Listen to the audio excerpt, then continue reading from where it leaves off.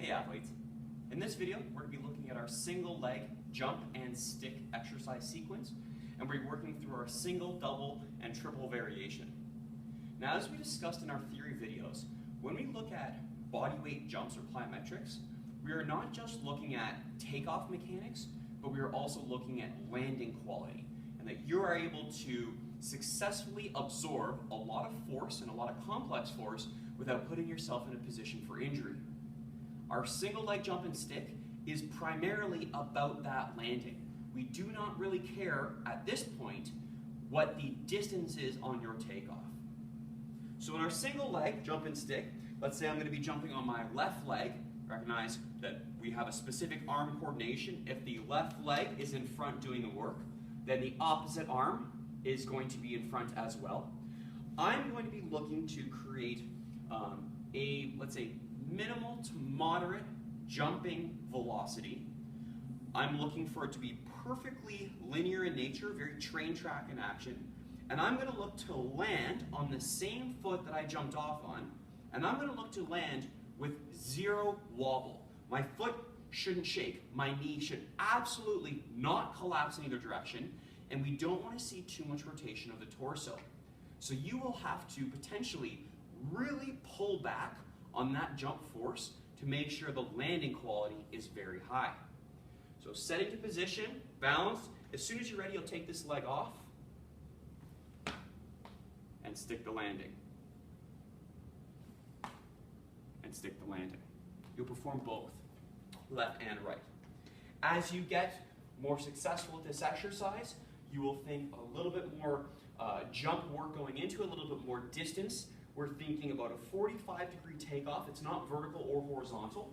You're going to put just a little more effort into it. Eyes are up, look down the line, and hit that landing. A little bit of a secondary hop is actually okay. We ideally see that you fully stick the landing, but as long as there's no wobbles or injury risk collapse, then a little bit of a secondary kind of is okay if needed. So we said our single jump is really just about one jump, great landing. Our doubles are actually now using that plyometric bounce, that sort of secondary bounce, to provide greater force that you have to absorb. So we're going to think if I'm doing a double, it's going to be two jumps where the first jump is quite small and the second jump is bigger or larger, and I still have to stick that landing. Same thing, still in that left leg, eyeing down the line, small hop, bigger hop, stick. Again, left leg, eyeing down the line, small hop, bigger hop, stick. Holding that landing. Our triples, we're looking at obviously just adding another jump at the end. Small, medium, large, really trying to add more force to it.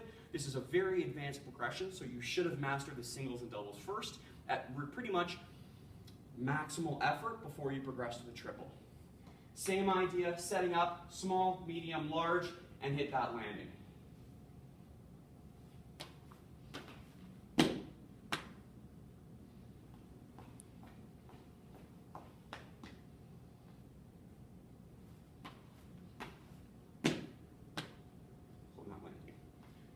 Once again, zero wobble from the ribs, absolutely zero movement from that knee, foot stable into the ground versus shaking all the way through.